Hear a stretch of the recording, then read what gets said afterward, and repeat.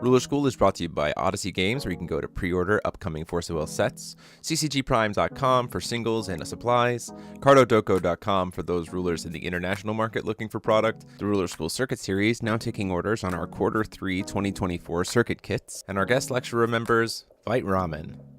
Class is in session. Hey there, rulers! Welcome back after a long weekend of Force of Will with so many Force of Will events to your favorite ever live Force of Will podcast. It's Office Hours featuring myself, DMO73, and I'm joined as always by Paul Reisman. I have so many tabs open right now. And Vertical Mike Rance. I can't, on this screen, I can't even see how vertical I am until you popped up on the. Yeah. Very vertical. Mike Rance. Glad to have you here, buddy. We're doing a little bit differently because of some orientations this year. Don't go the other way. There's even more empty space above your head now. You get there we go. All of this. Yeah, all of that. We are here. Thank you all so much for being here. If you like what we're doing, want to consider supporting the channel financially, the easiest way to do that is just click that join button down below. If you're not already, you can also always, of course, like, share, and subscribe to the videos. Share them out. Helps get them traffic, and traffic is good, and traffic helps us go to more places and do more things. Hooray! So we had a bunch of events this weekend. Specifically, we had the GP in Berlin. We had the Caseyville, or we had the Converging Wheels online event, and we had oh no, not Berlin. I think it was Madrid. It was Madrid this weekend. It was one of those ones. And then we also had some European country. And then we also had the Odyssey Games. The same, right? The Odyssey Games circuit. Berlin was last weekend. Madrid was this weekend. A lot of hype stuff. A lot of cool stuff coming out of the environment. Kind of helped to solidify both what we thought was the kind of main contenders, meta threats of the environment, but also very quickly proving that there is still a lot of diversity still to be had, and with some good tech and some clever play, there's still a lot of space to explore in this environment in terms of anti-meta solutions and things of that nature. And we'll get to all that. But first, we got a bunch of spoilers. Yep. First, we got a lot of spoilers to talk about, surprisingly enough. We got a lot of details about next set. We also got some cool promos to talk about. So they're on the screen here. We'll go through them. First up is Dissonance of Rain. A very, very cool spell. And then also going along nicely with the new Aladdin from the new set, we have Aladdin's Lamp, which I think is a great choice for a promo to go along with the new Aladdin, the green-black Aladdin, right? Because that Aladdin's Lamp referenced specifically in that Aladdin card is from Moon Priestess Returns. Throwback. And I don't think it was in Pilgrim Memories, if I remember correctly. It was not. No. Yeah. So the idea of excellent choice. Yeah. Very good. So getting this promo out for Aladdin's Lamp is a cool choice to help get those into the community. Really cool artwork. Cool to see choice-wise there. But we got a lot of introduction to kind of some of the core mechanics of the new rulers, as well as just some fancy art. Obviously, they made it very clear that this text on these cards is subject to change, right? Because it wasn't like official spoilers. It was kind of like preview stuff. But let's talk about what we got. First up, we have... we're going to be kind of jumping around. This is Lunar Communications Device to go with the new White Darkness Lady. Lunar Communication Device costs white and darkness. This was the introduction to the concept of solo mode. Rest, look at the top 3 cards of your deck and put them back in any order. Lunar Message, pay 0, draw a card. If you do, you may discard a Moon Technology card and shuffle it back into your deck. And then you have to shuffle it back into your deck, of course. Play only 1 Lunar Message ability per turn. So once again, we're getting back to these like continuations of hard once per turn named abilities that aren't God's Arts. This was introduced with Alchemical, whatever it is called for Lucy. So cool to see that. And then solo mode, which is This card gains the following abilities in all zones as long as you control a Moon Technology J/ruler and just a Moon Technology J/ruler. The idea is solo mode text is granted, it is possible on a card only when you have one ruler. So it is supposed to be a kind of a boost to the decks themselves of solo rulers. And then you can pay 1 white or 1 black rather than pay this card's cost. Or you pay 1 white or 1 black rather than pay this card's cost. And at the beginning of the game, put this card from your hand into the field, then draw a card, cancel each ability you control. And the reason why is because they don't want you stacking 4 copies of it onto the field for free. They will all go onto the stack, and then as soon as one of them resolves, the rest will all get canceled. So, good future proofing there to make sure that you can't just get 4 of these out onto the field immediately. Jeremy, if these get canceled, no, it's an ability. It's the ability. Yep. So it's a trigger. So essentially, it's if you have multiple, they're a mandatory trigger. Yeah. That will force you to discard them. No. You if you have more of them in your hand, you would trigger reveal, and then only one of them would get put into the field, right? So it's to make sure that if you open multiple, you can't cheat in multiple. That would have been so funny though. Which is good future proofing for that kind of concept. Next up we have they showed in the video that this will be the last set that has Grim Cluster support in it. They will be doing this final set of Grim Cluster support. And this is specifically Monsieur de Treville, Master of Musketeers, green and 1, quick cast, 6/4 Fairy Tale Musketeer with Mythic. This card gains the following text in all zones as long as you control a ruler with named Puss in Boots. You discount Puss in Boots' judgment by 3. And you can God's Art Sacred Bond to reveal it from your hand. Search your deck for a non-chant card with D'Artagnan in its name, put it into the field. If you search your deck, shuffle it, and then enter. If you control an entity with D'Artagnan in its name, cancel a spell unless its controller pays 2. So, yeah, it's a 2-cost Wall of Wind, essentially, for Musketeers, as long as you have a D'Artagnan, which to me is a pretty big indicator that we're getting a new D'Artagnan. Probably. Yeah. Probably. No, the Vin 3 Puss in Boots didn't have D'Artagnan in its name, right? No, it does not. There are 2 D'Artagnan resonators, and one of them is from Vingolf 1. Ah. Oh, no, the Vingolf 3 resonator does have D'Artagnan in its name. My apologies. That's the other one. So, very clearly getting another D'Artagnan. And then, of course, like, D'Artagnan himself, when you flip over Puss in Boots, right, is also a D'Artagnan. So, that's kind of obviously the idea, is to make it so that you have this kind of, like, backup strat for D'Artagnan to be able to protect them. And it's also a Musketeer, so, like, you can reanimate it and do all kinds of stuff. It's neat. The artwork's nice. Can't wait to put this 500 with first strike into my field. What are you talking about? Oh, the D'Artagnan resonator. Yeah, no, it's bad. It's bad. It's not good. We need a new D'Artagnan resonator, which I think they're indicating we're gonna get. Next up, we have a card for whose name I can't remember. Zaki, Elementary, My Dear Morgina. 1 blue, Investigate. As this card resolves, it gains.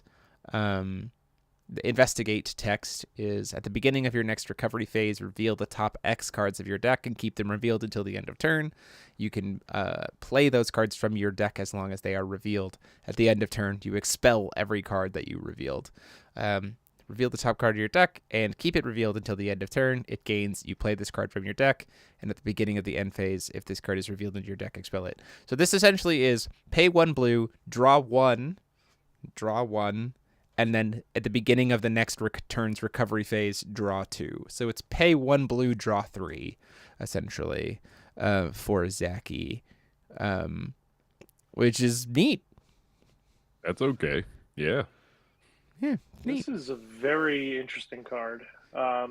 If it's any indication of how Zaki's going to play, Zaki's going to be aggressive, like wanting to play a lot of cards very quickly. Potentially. Mm-hmm. Interesting. Yeah, Like, Robert Greene did also call we- the impulsive drawing, which is like a trademark of Red for the most part, which is very interesting. Yeah. Mhm. Next up, our introduction to Goliath. Here's the artwork here. Everyone booing him, which I think is hilarious. Goliath's command management board meeting now. Costs 1 green and 2 colorless. You can pay 1 less. You pay 1 less to play this card for each CEO you control. J/Resonator with CEO in its name. Gains the following text in all zones as long as you have build or demolish. So it's just harvest and it's like harvest despair kind of thing, the flip and flop. Harvest and decay, right? It's the same kind of idea. If you have build, you draw X cards, where X is the number of automaton entities you control. And if you demolish, Hamada J Resonators you control gain whenever this card is blocked. Remove the blocking J/Resonator from battle unless you pay 1 until the end of turn. Just like you got to pay to block it because they're going to bulldoze over you. That's pretty cool. This card's pretty neat. Yeah.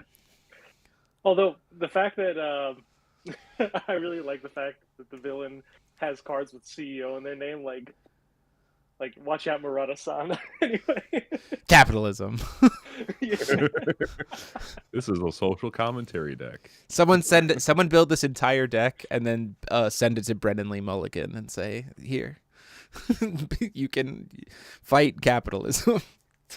God, I would pay to see Brendan Lee Mulligan voice act every card in his deck. Absolutely. Obviously, there's only so much that this is like introducing us without seeing the rulers themselves, but it's Right. we're getting a little bit of an introduction here. Then we have double jab injection, which A+ for the artwork on this because it says soon ? On the fists, which is so funny, just absolutely hilarious. Very wild. 1 blue or 1 dark, 1 void quick cast chant. Destroy target J/Resonator or target Resonator total cost 1 or less. Up to 1 target J/Resonator gains Bloodlust, and this card must block if able, essentially forcing it to go into combat either through blocking or attacking this turn. This card gains the following text in all zones as long as you control a Doctor J/Ruler. You pay 1 void less to play this card, so 1 darkness. And Torrent. Each Resonator targeted this way gains Bloodlust and Drain until end of game instead. Torrent? Torrent is back. 2024? Torrent is back. That is very clearly a little bit of a hint at what the Darkness guy is going to be this time around with Torrent. And that's kind of neat. It's kind of neat to see that.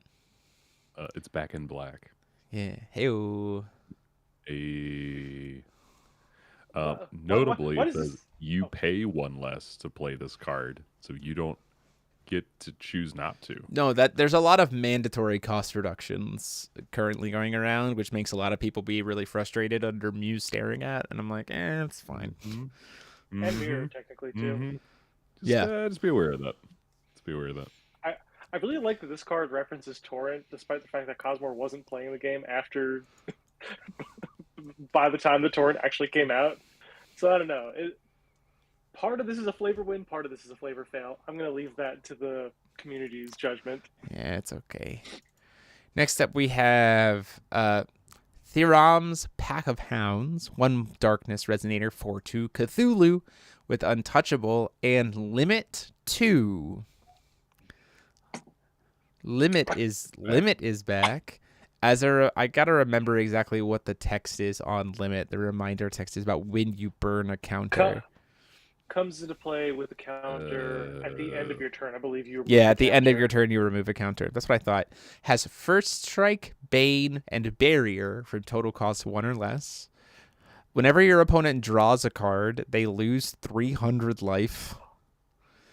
This card gains the following abilities in all zones as long as you control a Cthulhu J/Ruler. This card gains the Hounds of Tindalos in addition to its other names. Whenever a limit counter is removed from this card, search your deck, graveyard, and or hand for a fire card named the Hound of Tindalos, so it can't search itself. That's the whole point. And put it into the field. If you search your deck, shuffle it. Inheritance for 1 red. Entities named the Hound of Tindalos gained Protect until the end of game, which, as we will find out in a moment, Protect is just blocking plus, where it actually changes the attack target as opposed to getting in the way of the attack. So it says, oh, you were trying to block my thing and you have Pierce? I will block with something with Protect. Now you are attacking me as your attack target. So even if you have Pierce damage, it won't do anything. It's just blocking plus, essentially. What, quite literally, Duel Master's blocker.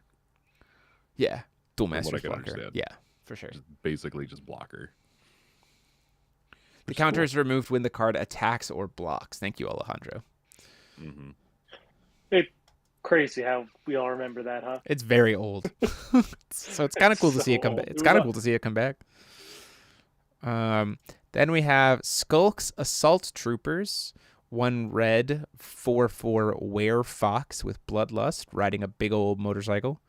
This card gains multi-strike as long as there is -1/-1 counter on it, and your opponent's weather is pollution. An attacking J/Resonator with multi-strike deals battle damage during the first strike battle resolution step, and if it's still attacking, during the normal battle resolution step as well. Weather? We bring in weather back. Yep. Weather? We're giving our opponent's weather. We're making not our changing opponent. weather. We're making our opponent's weather pollution. Also, we have double strike. Mm-hmm. Yeah. Yeah, it's just Magic's Cool. double strike in red, which I think is very flavorful. Red kind of makes sense for double strike as a concept, so Yeah. why not? Good Lord. All right. Well, here we are. Pollution and multi-strike. Very good. Yep. I wonder what pollution will do. I wonder We'll if find out. if somebody has Handheld pollution chainsaw and related. I wonder if somebody has pollution and rain, they get acid rain. I don't know. Alchemy. That'd be And last up, we have the Makoto Cloth Corpse Disciple, 1 white, 2/4 Monk Taoist. Our introduction to Protect. This card gains Drain as long as you control a Taoist J/Ruler, and +4/+2 and flying, making it a 4/6 as long as your opponent's life total is higher than your opponent's, and you control a Taoist J Ruler with 2 or more instances of Mantra, and we don't know what Mantra is. Om. So far, it has the same wording as Melody. It does feel very much like it will be Melody. My question is, will they fix the problem of Melody and let Mantra build up and persist? Like, harder to build up, but then it persists through turn to turn to turn to turn. Let's please. Yeah, if it proliferated, that'd be much better. Yeah, for sure. Even if it was a slower build up, I'd be fine with that, right? Mm-hmm. So, 100%. I've been hoping for your life being higher than your opponent's matters deck in FOW for quite some time. Yeah. It's nice to see. yeah, it's pretty cool. So that Of is course, all it we. has to be in Mantra, so like whatever. Yeah, of course. So that is all that we got from the new set so far. They did answer a bunch of questions as well. Like they talked about, they talked about the idea that they are done working on Grim Cluster after this, that other clusters are also being given, effort as well, but not every cluster will have a masterpiece collection. That was mentioned. They did tease in the most recent article that there was Masterpiece 2, but we don't know what it's for yet. And then we don't know how. Also, there was a CR update for ABC format that updated that cards that say you can play any number of copies of them are now limited to 5. You can't play more than 5. And they banned Gruce Ballesta out of the ABC format, which is fair as someone who has been using Gruus Ballesta to great effect in ABC. Wait, which Gruus Ballesta? Like the ruler. He very good in ABC. He also lets you awaken the Awakening of Gruus Ballesta, which is like Darkness's strongest card in that format. Very good. So smart decisions. But that's all the news of the new stuff. More information coming soon for sure. It's my fault. I'll accept it. I'll take that blame. And we also got introduced in ABC the idea that there is going to be a void ABC ruler called the Arcana of Time that will come out at some point with the ABC deck set later this year. But then, with all that detail out of the way, we had a bunch of events. Many. Kind of big takeaways from the event is that the meta threats, like the boogeyman men of the format, have been as kind of what we expected them to be. Mindless Moonstart, Burn, a lot of water decks, right? Mindless Moonstart, Burn, IU's ability to flex itself out of nowhere and then just kind of close games out with Union 7, Lahen's ability to just play the grind game really long. Blue decks tend to be the things that are hitting heavy hit. That being said, we are also still seeing Seer decks do really well. We are also still seeing Order decks. In fact, the Converging Wills event was won by Order Odin, which was really cool. Len gave you a headache. Yeah, I know, buddy. Baja Alice, decks that were playing Burn, decks that were playing mid-range, decks that were playing, Inferno stuff. The data accumulator is struggling to keep up with all the tournaments. That's very fair. The biggest takeaway for me was that Blue was being good, Burn was being very effective, which is fine. We can have Burn formats. But to me, from what I'm hearing from people playing, is that games were still, close. Regardless of win or losses, is that, they were really engaging games. It's a really engaging format. And that, to me, is really exciting. Mm-hmm. I really like that. At the competitive level, it's great. Go ahead. Forcible continues to, in its design skeleton, continue to push interaction, even with cards that should not encourage interaction, arguably, like things like Untouchable and stuff like that. Things that can be cast from the item area for free. It's interesting. Although we still have a lot of interaction. A lot of Lahen decks just don't flip Lahen. They just don't want to lose the exploration ability. So, that's very fair. But, we saw if you look at deck curves as well, that drastically changed. 1 drops, 2 drops, 3 drops existed across the board, and not just 1 drop dot deck, those kinds of things. It was a pretty diverse. The top 8 of the Converging Wills event was 2 Lahens, 2 Mindless Moodstarts. No, 2 Lahens, 2 IUs, Mindless Moodstart, Seer Baja, Order Odin, and then I don't remember what else, but it was a good diversity of stuff. And top 4 was 4 different decks, 4 different rulers. You named them all.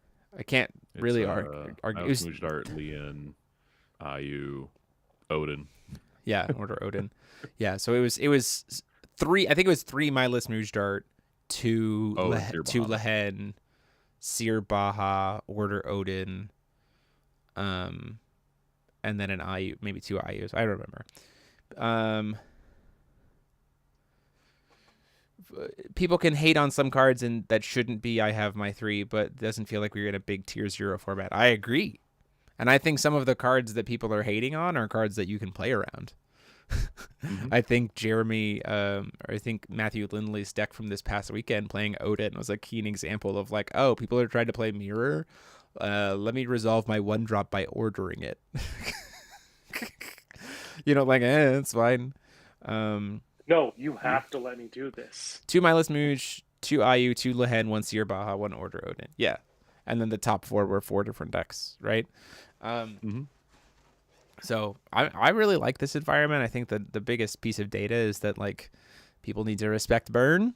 I think that's kind of like the most popular deck of the format, because I do think like Lehen and IU are decks that kind of require you to be a good pilot, understanding the deck to be able to play it at high tier competitive. You're like not just going to be able to just pick it up and go for the most part. But I also think that there's a lot of space to still innovate in the environment, which is pretty dope.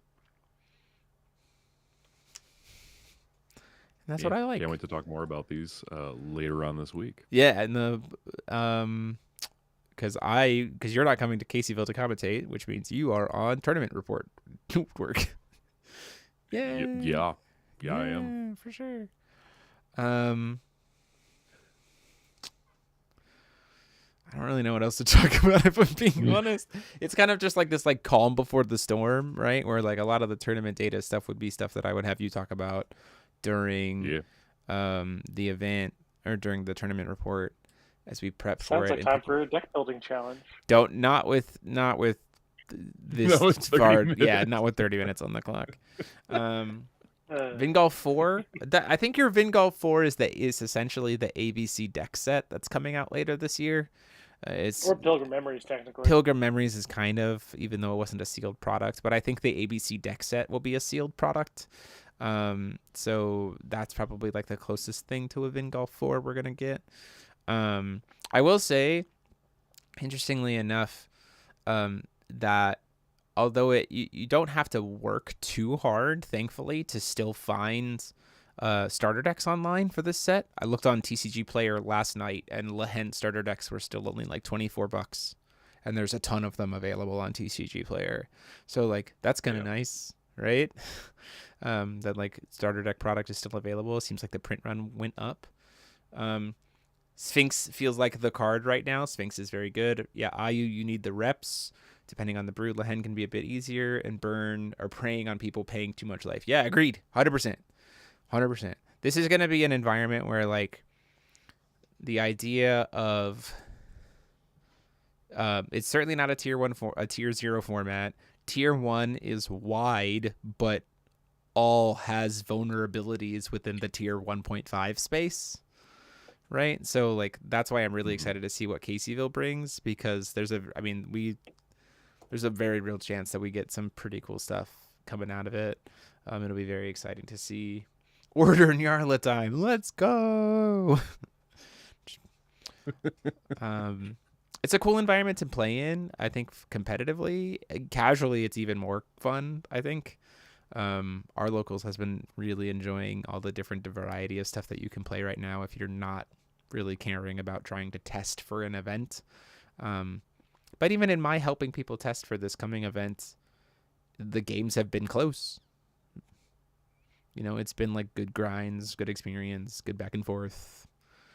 Feels like we're actually truly playing game. We're like, I said this the other day to someone. I said, the way the current environment is, deck builds and everything else, and how matchups play out, the decks are good enough in their variety and matchups that actual card variance does play into matchups, which I think kind of feels nice in some way. Like I played a few nights ago against Mr. Shunpo using Seer Abdul against his IU, and I beat him 2-0 playing IU. And then the next night I played against 2 IU decks in the OLS, and I went 1-1 draw against both of them. And one of them was Shunpo again, right? So it's just like there's this. The games are fluid enough and interactive enough, and the decks are such that games feel like actual games, and therefore natural variance is going to come in, as opposed to crap, I sat down across from my worst matchup, it's over. You know what I mean?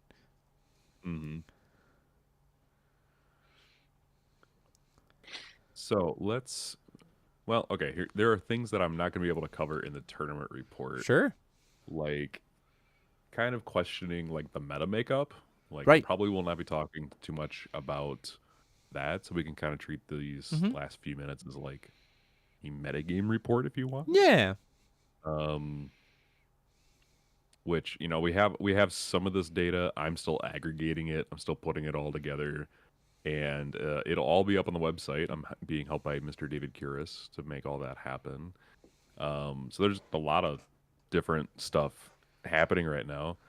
Um, I'm really curious to know what the chat thinks, and Sure. also like what you, Jeremy, think about the severe lack of Lucy that we're seeing, I think or rather not seeing. sure. I think the thing Yeah. is that Lucy is currently not Lucy's biggest thing is making boards bad.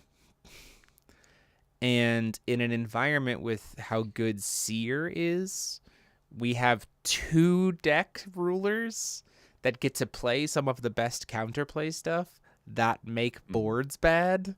And so people are trying to not make boards. And if you don't make boards, Lucy doesn't do anything.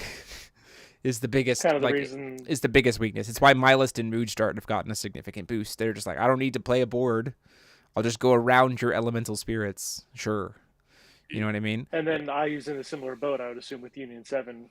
Yeah, they'll just sit and wait. They can just be like, I'll just keep pitching to IU effect, and then I eventually played have my against Union IU in 7. an OLS. I can talk about it. I Yeah, know things the now. deck just like pitches over time, and then eventually sets up Union 7 and tries to go in for a push. I mean, it can take 5, 6, 7 turns, through interaction or whatever. But when Lucy is like, there's not really much for Lucy in that environment that an IU with that many turns of being able to sculpt its hand wouldn't just be able to push through, right? You give IU enough time. It's like, it's IU essentially at this point in time, as the later you go, it becomes more and more like a million monkeys in a room with a million typewriters. Like, eventually one of them's going to type out Shakespeare, which is actually just Union 7 kill you. Like, eventually that's going to happen over the course of a game. To speak to some of the things in the chat here, Chronomage, does anyone have any of the ABC decks that were given out? I can look and see if we've got some left at Odyssey. I'd be happy to try to hook you up with those. And then games lasted to GR Zurza, who came in second at our Odyssey Games circuit, by the way. Well done. Games lasted way longer than I thought they would. One game you hit 10 stone, caused lots of interaction. It is yeah, for sure. Like, I games last 4, 5, 6 stones kind of on average, as long as you're actually like being mindful and competitive, in the competitive space, which is nice. And then Astrolens, good to have you here. Because of work, but here you are. Robert Green, Lucy in this field can't stick plays or gets locked, but if the meta would shift, Lucy could make a space. Yeah, I agree. I think there's some common discussion about, like, because obviously we're in this point now where the tournaments, there's already been some discussion about, like, oh, what do we do for the ban list? Yada, yada, yada. And I'm like, I get it. We've had enough tournaments now that, like, those kinds of conversations start to make sense for me to start to say, like, okay, we have data. So now we can start trying to have, like, conversations about it, right? And obviously we don't know what the next set is going to bring. But there's this world where we, like, if you take some of the sting out of Burn, then, like, Lucy would probably be able to prey on Lehen a little bit more, because Lehen's main pressure is the flying spirits, and so if the flying spirits have to attack the little spirits, then, like, that gives Lucy time, and those kinds of things. And next set's going to bring more cards. No way. Like, crazy, and new rulers and new mechanics. Wild concept. I talked with Shunpo about, like, I think there's 3 things that I'm in this weird space with the ban list where I don't necessarily think you need to do anything, but there are things that I wouldn't mind if they did, if that makes sense. right? And for me, it comes down to, I think, these are the three things that I would do. Magic of Trust and Love would probably get the axe to me. Either Magic or Trust or Love or Chivalry's Tears. Arguably, you get rid of Chivalry's Tears because it is more decks at that point in time, splashability wise, and it takes burn as a whole, as a strat, to narrow where it can be. I think that's true. I also think that there's a world where you combo ban Yamada and Artillerist of Faith. Because I don't think Jeff Swisen rolling in his fucking I don't think you necessarily need to, but it does create an environment where you have a 2-will 4,000 damage that only requires 2 cards in hand. And because the third one is searchable, right? So I think that there's a world where that might just be a little too good, right? Or at the same time, you combo ban like setting the stage in Artillerist, right? So they can't just like be protected or like something in that kind of line there. And then I do think something happens with Lehen, and I'd argue with that you don't do something that's within the starter deck. And so personally, I'd love to see something like Lehen and Stone Treasure of Iga, the 2-drop. That was my thought too.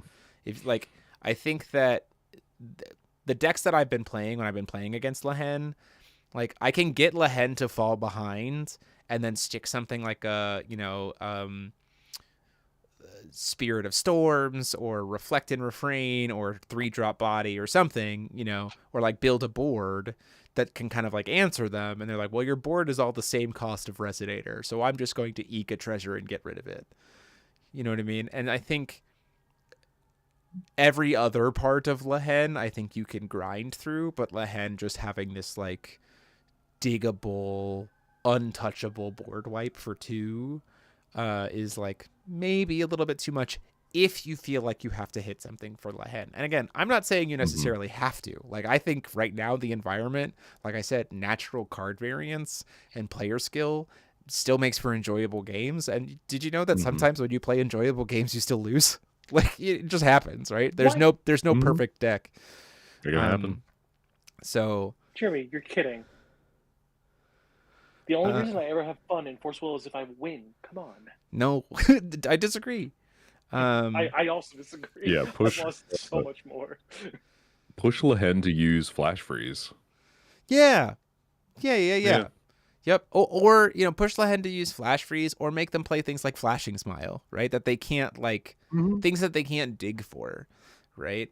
Like Sealed Stone of Iga is a great card. I think it's strong. I think it has play. I think honestly, Sealed Stone of Iga is good outside of Lehen. It's very, very good. I think if you do something to hit burn, then suddenly Stone of Iga has more time to be playable, right? In more matchups. It's just one of those things where those would be my things that, like, if I thought to hit something, that would be kind of the areas that I would want to hit. But I think this environment is very enjoyable and has a lot more place to explore than people are giving credit for. And I think a big indicator of that is Odin won an event with some of the best players in the world. Like, it's very funny. Yeah. It's very, very funny. It was really clever, really good deck building. And I think that that's a cool space to be in. Like, this feels like an environment where we've talked about some of these environments in the past, where it's like, this is a good environment, so the things that we are suggesting are only ways to make it better.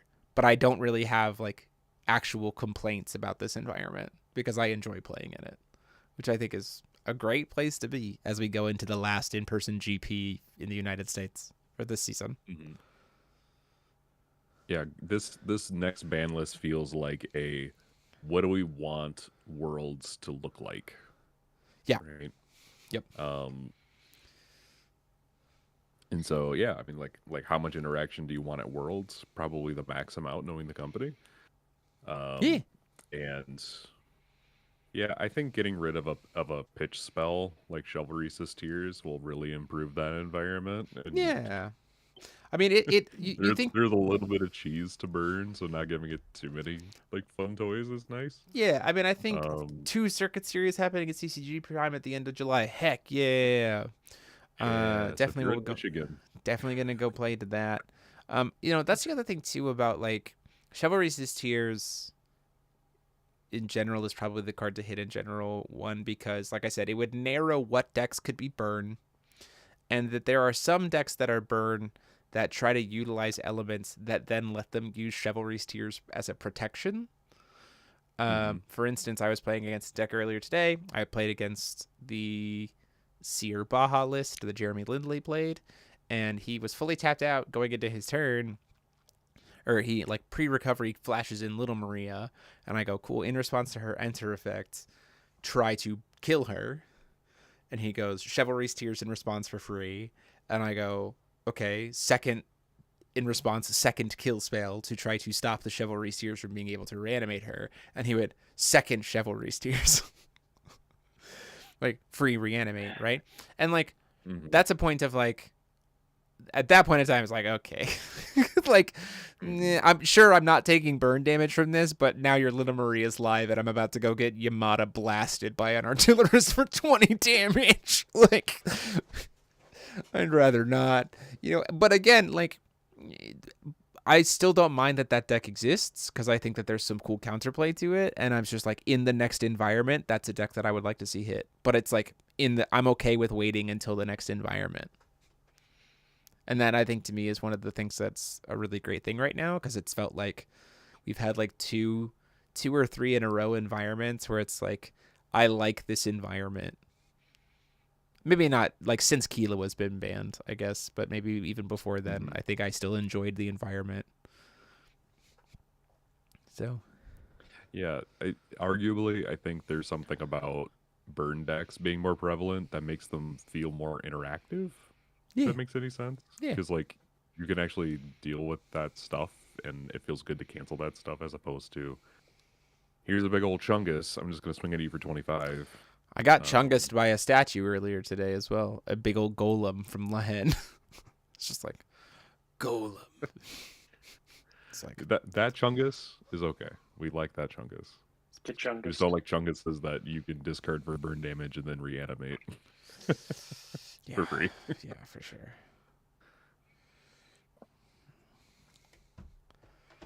So yeah, I mean that's lots of fun stuff to analyze and look out here. I mean, like it seems like a lot of the same old stuff is there. Like Electra is still very much a relevant card, and blue just feels like it's everywhere.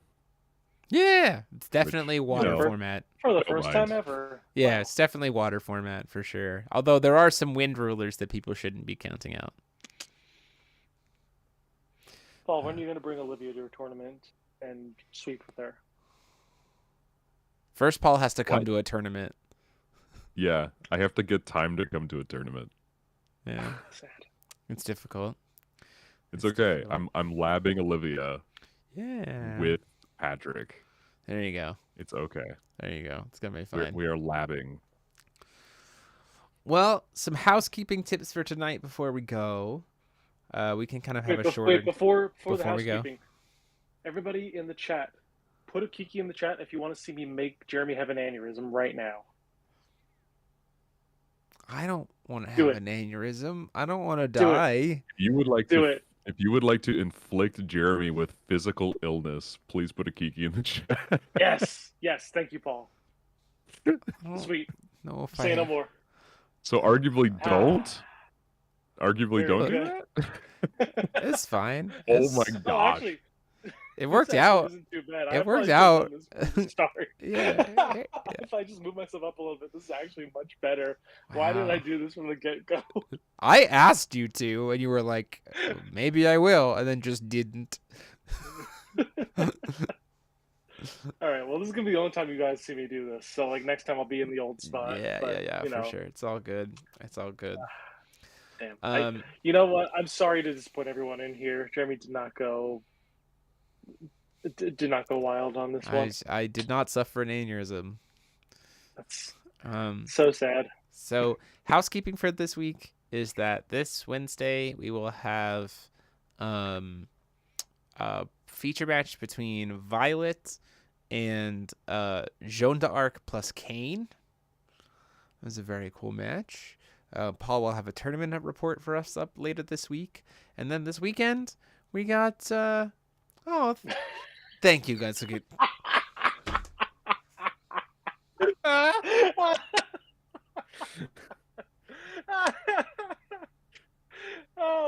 If you want to donate to the Jeremy Franklin Aneurysm GoFundMe, that is also linked to our YouTube. Oh my god.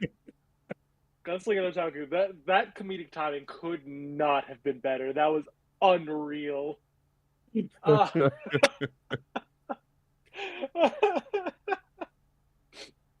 that's what it feels like to get mirrored. Jeremy, when are we getting like a highlight reel of the best moments of the podcast? Somebody in here who's good at clipping shit and like putting it together, make a best moments because this has to go on there. That's so good. Oh my god. Just register dank073. Dude, that's how you get the aneurysm. Dank073 and just do like like hilarious clips. So is Jeremy, obviously. I was waiting for someone to put maybe another donation in there to be like, no, quick, someone call 911 for Jeremy, and then I would pop back up. Quick, somebody donate $9.11 to revive him. As for Len, see you at Caseyville. That'll be dope. You'll just see me. Neither of these other two scumbags are gonna be there. I'm busy. I don't know what to tell you. I got a dying cat, man. I need some time. That's fair. That's fair. Astrolens, welcome! Hey! Thank you for joining the channel as a member. Now you can put Kiki's in the chat. There you go. Thanks, buddy. And aneurysm donations, apparently. There we go. So we have that. We have the tournament report. We have the tournament report later this week, and then we have the Caseyville GP happening on Saturday and Sunday. So we will be streaming that. Very much looking forward to that. And then we might on Sunday, maybe Friday night, I'll see if I can maybe set something up. But Sunday for sure, I think I'd like to try to set up maybe a little bonus stream of some ABC pods. I think we might try to do that because there are going to be ABC pod side events as well as Wanderer side events happening in Caseyville. Looking forward to that. Burn barely exists compared to Control. Yeah, I mean, it's time. Like, it's Burn's format. Like, let Burn have the time. It's fine. I think the last Burn deck was Worlds 2023. Let red players count. Let red players count. And even then, the deck lost. Love you, Alejandro, but the deck lost Worlds. Okay, but first of all, Alejandro's Burn deck was actually like finesse Burn. So yeah, like raw Burn. Like we haven't had like a raw Burn deck in quite some time, right? So like let it have its time in the sun. It's fine. Alejandro did the advanced Burn. CCG Prime where on Friday? Somewhere. just set up my camera somewhere. Figure that out. But we'll definitely be hanging out and playing stuff on Friday night and Sunday night as well. And Saturday night too. And Cube. You lost to yourself in a card, so that's fine. Yeah, that's fair. That's fair. Get wrecked. That's what you get for not choosing the first line for your promo card. I'm still salty about that. I'm not going to let it go. I'm sorry, bud. It's okay. I love you to death, Alejandro, but never going to forgive you for that one. It's okay. Well, with that, we're going to call it for tonight. So thank you all so much for watching. And until next time, this has been myself, DMO73, and I've been joined, as always, by Paul Reisman. It's going to feel so good closing all these tabs. And Mike Rance. It's going to feel so good closing my phone. Class dismissed.